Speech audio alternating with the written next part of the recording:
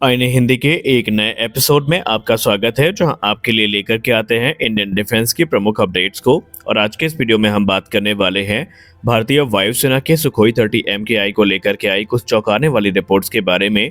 क्या आने वाले निकट भविष्य में कोई 6th generation fighter aircraft Sukhoi को रिप्लेस करेगा? आखिरकार क्यों सुखोई 2050 से ज़्यादा के समय तक भारतीय वायुसेना का हिस्सा बने रहेंगे? कैसे भारतीय वायुसेना इनकी फ्लीट को रिटायर और मेंटेन करेगी? तो आइए इन्हीं सारे प्रश्नों का उत्तर ढूंढते हैं आज के अपने इस वीडियो में। इस बात में कोई संदेह नहीं है कि सुखोई 30 MKI सबसे ज़्यादा संख्या में इस समय इंडियन एयरफोर्स में कार्यरत हैं और आने वाले 1 से 2 दशक तक ये इसी प्रकार भारतीय वायुसेना की सर्विस में बने रहेंगे। भारतीय वायुसेना के लिए ये एयरक्राफ्ट कितने इंपॉर्टेंट है, इसका अंदाज़ा आप इसी बात से लगा सकते हैं कि इंडियन एयरफोर्स लगभग सभी इंडिजिनस जो मिसाइल्स और बॉम्ब्स हैं उनका इंटीग्रेशन इसमें करने के लिए प्रयासरत है। वहीं इसमें अधिक से अधिक जो रशियन कंपोनेंट्स हैं उनको इंडिजिनस कंपोनेंट से रिप्लेस करके इसकी कैपेबिलिटी को और भी ज़्यादा एनहांस किया जा रहा है। पिछले कुछ वर्षों से एक अपग्रेड प्रोग्राम जिसको हम सुपर सुखोई अपग्रेड कहते हैं उसको लेकर के भारत रूस के साथ बातचीत में है। इनिशियली रूस ये चाहता था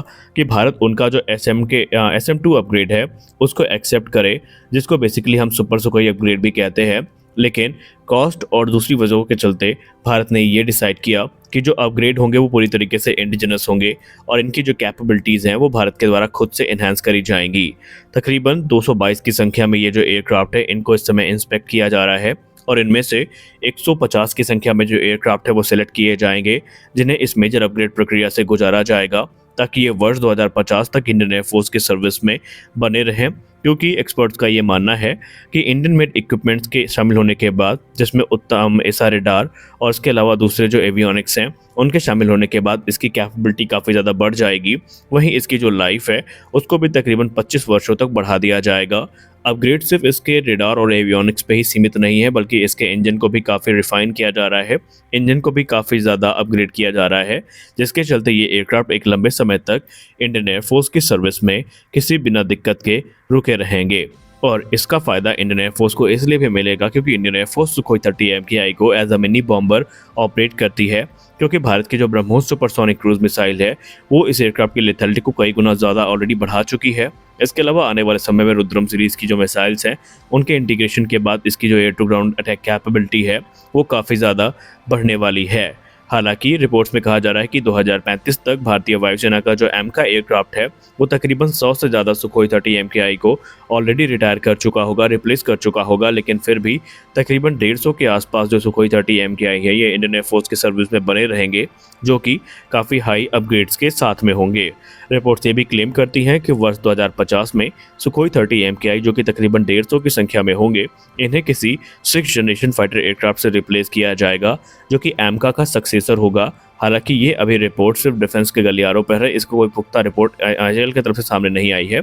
एचएएल के आला अधिकारियों ने अलग अलग मीडिया इंटरव्यूज़ में ये चीज़ एक्सेप्ट जरूर करी है कि वो 6th जनरेशन फाइटर एयरक्राफ्ट को कंसीडर कर रहे हैं, लेकिन अभी कोई पुख्ता रिपोर्ट इस पर सामने नहीं आई है। लेकिन माना जा रहा है कि ये जो एयरक्राफ्ट है ये एक 6th जन फाइटर एयरक्राफ्ट से रिप्लेस किया जाएगा जो कि तकरीबन 25 से 30 टन वजनी होगा और वो सुखोई 30 MKI की जो लेगेसी है उसको आगे लेकर के जाएगा। तो इस प्रकार से जो ये अपग्रेड प्रक्रिया है ये शुरू हो चुकी है और 2050 से ज़्यादा समय तक ये जो एयरक्राफ्ट हैं ये इसी प्रकार इंडियन एयरफोर्स के सर्विस में बने रहेंगे। इस मामले में बात करते हुए भारतीय वायुसेना के एक अधिकारी ने ये कहा कि आने वाले 5 से 7 वर्षों में आप ये देखेंगे कि सुखोई 30 MKI का जो 90% स्ट्राइक पैकेज है वो इंडियन मेड वेपन सिस्टम से भरा होगा और जो एवियोनिक्स हैं वो भी काफ़ी हद तक इंडिजिनस हो चुके होंगे, जिसका मतलब ये है कि भारत इनकी लेथैलिटी को ऑलरेडी कई गुना ज़्यादा बढ़ा चुका होगा। अगर हम सुपर सुखोई प्रोग्राम की बात करें,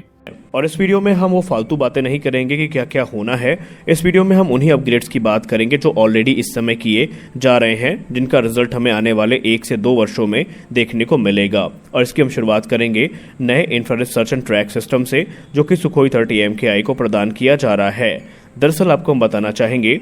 मई 2018 में डिफेंस एक्विजिशन काउंसिल के द्वारा एक long range dual band infrared search and track system जो कि सुखोई 30 MKI में इस्तेमाल किया जाना है, उसके डिज़ाइन और डेवलपमेंट को लेकर के अप्रूवल प्रदान किया जाता है, जो कि मेक 2 सब कैटेगरी के अंतर्गत था। और तकरीबन 100 की संख्या में जो infrared search and track system है इनकी खरीद बाय इंडियन IDDM कैटेगरी के अंतर्गत मंजूर करी जाती है। अप्रैल 2022 हिंदुस्तान एरोनॉटिक्स लिमिटेड और भारत इलेक्ट्रॉनिक्स लिमिटेड के बीच में एक कॉन्ट्रैक्ट को साइन किया जाता है, जहां पर लॉन्ग रेंज के dual band indigenous infrared search and track system के को डेवलपमेंट और क्रो प्रोडक्शन की बात कही जाती है। ये जो propose infrared search and track system है, ये काफ़ी एडवांस टेक्नोलॉजीज के साथ हमें देखने को मिलेगा, जैसे कि इसमें television day camera, infrared laser sensor जो कि एक सिंगल विंडो में एयर टू एयर और air to ground target tracking और लोकलाइजेशन के फीचर्स के साथ में आएंगे, वो हमें देखने को मिलेंगे। इसके अलावा ये मौजूदा रशियन IRST की तुलना में काफ़ी ज़्यादा सुपीरियर और एडवांस होगा, जिनका इस्तेमाल